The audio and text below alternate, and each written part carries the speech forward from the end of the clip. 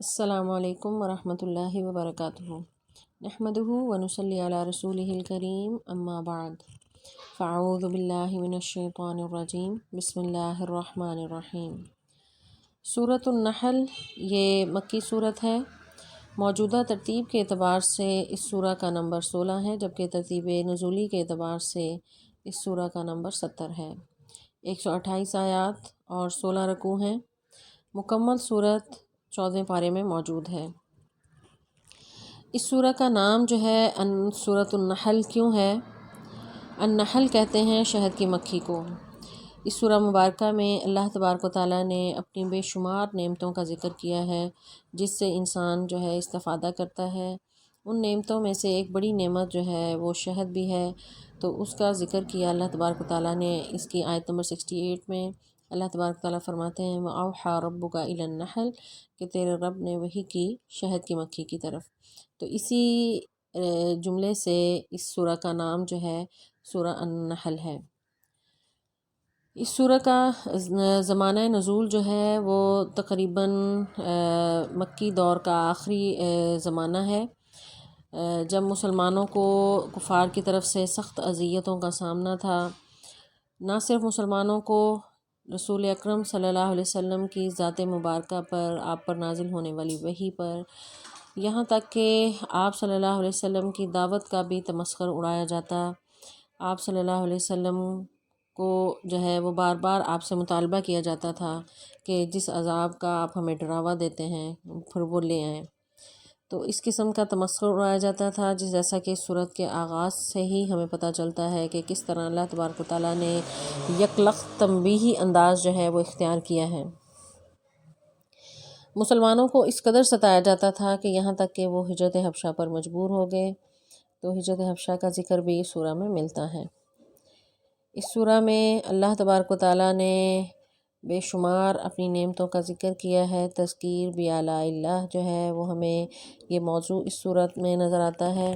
اس کے ساتھ ساتھ آفاق و انفس کے دلائل دیے گئے ہیں، منکرین آخرت کے اعتراضات اور ان کے شکوک کا جواب دیا گیا ہے، شرک کا ابطال اور توحید کے اثبات پر دلائل دیے گئے ہیں، پیغمبر کی دعوت نہ ماننے والوں کا انجام اور حق کی مخالفت کرنے والوں کو ڈانٹ پلائی گئی ہے، تکبر کا انجام، مشرکین کے باطل اعمال کا رد اور اس پر سرزنش کی گئی ہے۔ علاوہ ازیں کچھ اہم معاملات کی طرف بھی رہنمائی کی گئی ہے، جیسے دعوت کا جو اہم اسلوب ہے وہ اللہ تبارک و تعالیٰ نے اس صورت میں جو ہے ہم انسانوں کے لیے وہ اسلوب بیان کیا ہے کہ اپنے رب کی طرف بلانا کیسے ہے، حکمت، عمدہ نصیحت کے ذریعے، اور اگر مناظرہ بھی کرنا پڑے تو احسن طریقے سے کیا جائے، اور اگر علم نہ ہو تو اس کے بارے میں بھی جو ہے رہنمائی کی گئی ہے کہ فَاسْأَلُوا أَهْلَ الذِّكْرِ إِن كُنتُمْ لَا تَعْلَمُونَ کہ اہل ذکر سے پوچھ لیا کرو اگر تمہیں کسی چیز کا علم نہ ہو۔ اس کے ساتھ ساتھ کفار کا جو رویہ تھا بیٹیوں کے حوالے سے، خاص طور پر جب انہیں بیٹی کی پیدائش کی خوشخبری دی جاتی تھی تو ان کا جو حال ہوتا تھا اس کا ذکر بھی اس صورت میں موجود ہے۔ آیت نمبر 66 میں چوپاؤں کے مختلف فوائد ذکر کرنے کے ساتھ ساتھ ایک سب سے بڑی نعمت جو ہے یعنی دودھ کی نعمت کا ذکر کیا گیا ہے کہ کس طرح خون اور گوبر کے درمیان سے اللہ تعالیٰ خالص دودھ نکالتے ہیں۔ دودھ کی نعمت کے ساتھ شہد کی نعمت کا ذکر کہ وہ شفاء للناس ہے۔ علاوہ ازیں قرآن پاک کی تلاوت سے قبل جو ہے تعوذ پڑھنے کا حکم اس کی سورہ کی آیت نمبر 98 سے ہمیں ملتا ہے کہ فَإِذَا قَرَأْتَ الْقُرْآنَ فَاسْتَعِذْ بِاللَّهِ مِنَ الشَّيْطَانِ الرَّجِيمِ۔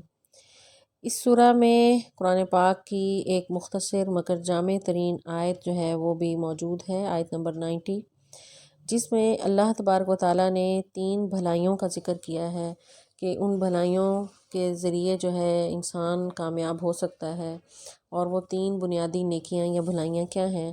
عدل، احسان اور قرابت داروں کے ساتھ حسن سلوک یا ان کا حق ادا کرنا۔ اسی آیت مبارکہ میں اللہ تبارک و تعالیٰ نے 3 ایسی برائیوں کا بھی ذکر کیا ہے کہ جو مسلمانوں کے انفرادی اور اجتماعی معاملات کو بگاڑ دیں۔